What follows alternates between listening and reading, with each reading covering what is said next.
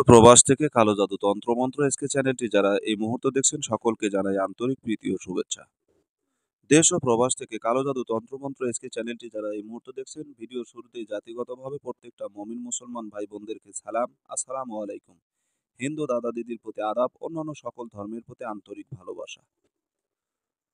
তো ভিউয়ার্স, আজকে আপনাদের সামনে আমি একটা অগ্নি বশীকরণ যেটাকে বলা হয়, জালালি বশীকরণ যেটাকে বলা হয়, এই ধরনের একটা বশীকরণ নিয়ে আপনাদের সামনে আমি কথা বলবো। এবং যে নকশাটা এবং যে ক্রিয়াটা আপনাদেরকে শিখাবো, যদি সঠিক প্রক্রিয়ায় যদি এটাকে আপনারা আমল করতে পারেন, আলহামদুলিল্লাহ, আল্লাহ তাআলার অশেষ দয়া মেহেরবানিতে খুব ভালো ফলাফল আপনারা পাবেন। খুবই ভালো ফলাফল পাবেন। তবে আপনাদের হাতে পায়ে ধরে অনুরোধ করব, এই কাজটা কেউ হারাম কাজে ব্যবহার করবেন না। কাজ হবে কিন্তু আপনি গুনাহগার হবেন। আপনি ক্ষতিগ্রস্ত হবেন।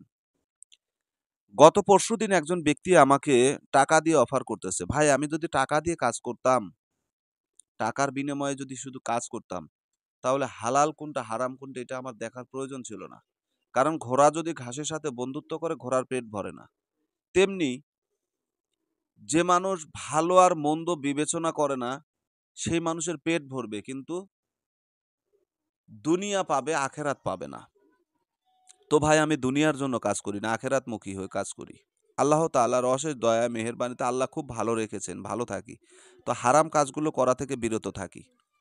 আপনি টাকা দিলেন, আমি কাজ করে দিলাম, কিন্তু প্রিয় ভাই বন্ধু, আপনি যে একটা খারাপ কাজ করলেন আর সেই কাজে যে আমি আপনাকে সাহায্য সহযোগিতা করলাম, এটা কি ঠিক হলো? তাহলে আপনার আমার ভিতরে পার্থক্য কি হলো? আমি চাই যে আপনি ভালো কাজ করেন, মানুষকে বোঝাই, সঠিকটা বোঝাই। সে যদি না বোঝে, আমার করার কিচ্ছু নাই। আপনাকে আমার বোঝানোর দায়িত্ব আমি বুঝিয়েছি। বোঝা না বোঝা আপনার ব্যাপার। অনেক বিদেশি প্রবাসী ভাই বন্ধু আছে যারা আমাকে হাজার হাজার টাকা দিয়ে কাজ করিয়ে নিয়েছেন, যাদের পরিবার আমার কাছে জিম্মি আছে। আমি কথা দিয়েছি, এই যে ২ বছর ৫ বছর আপনি থাকবেন, আপনার স্ত্রী আমার নিরাপত্তায় থাকবে। আমি যেভাবে রাখতে চাইবো সেভাবে থাকবে। আলহামদুলিল্লাহ, অনেকের রয়েছে যাদের স্ত্রী কথা শোনে না, একসময় ঝগড়াঝাটি করতো, আজ তাদের সংসারটা সুখের আছে। পরকীয়া করতো, স্বামী কামাই করে দেয়, সেই টাকায় প্রবাসী কষ্টের টাকা নিয়ে স্ত্রী পরকীয়া করে। এরকম বহু লোক আছে। আমি কথাগুলো বলতেছি, অনেকেই বুঝতে পারছেন যে কথাগুলো কাদেরকে বলতেছি। আমি বদনাম করতেছি না প্রিয় ভাই বন্ধুগণ, বদনাম করতেছি না, কারণ আমি কারো নাম উল্লেখ করিনি। আমি শুধু বলতেছি, যাদের কথা বলতেছি তারা তো অবশ্যই জানেন যে কি অবস্থা। তারা আমার জন্য দোয়া করে। পরিবারটা কথা শুনতো না, এখন কথা শোনে। ছেলে মেয়ে কথা শুনতো না, এখন কথা শোনে। টাকা নিয়েছি, কাজ করেছি। তো ভাই, ভালো মন্দ বোঝানোর ব্যাপার আমার, আর সেটাকে মানা না মানা বিষয়টা আপনার। তা আসেন, আজকে আপনাদেরকে যে নকশাটা নিয়ে আমি কথা বলবো, সেই নকশাটা আপনাদেরকে দেখাই। এই যে নকশাটা দেখতেছেন, এটা কিন্তু প্রদীপ বানাতে হবে। এই তাবিজটি কোনো সলিতা লিখিয়া প্রদীপ জ্বালাইলে বাঞ্ছিত ব্যক্তি অস্থির হইয়া উপস্থিত হইবে। কথাটুকু এতটুকুই শেষ। এর বিবরণ কি, বর্ণনা কি? অনেকে বলেন যে ওস্তাদ কিতাব থেকে ভিডিও দেন। আচ্ছা, আমি এই ভিডিওটা এখানে স্টপ করে দিলাম, আর কিছু বললাম না। আপনি কি এই তাবিজ দিয়ে ব্যবহার করে কাজ করে সাকসেস হতে পারবেন? আপনার দ্বারা আপনারা এই বিষয়টা কমেন্টে জানাবেন। পারবেন? আমি মনে করি পারবেন না। কেন পারবেন না? কারণ এখানে হাকিকত নেই।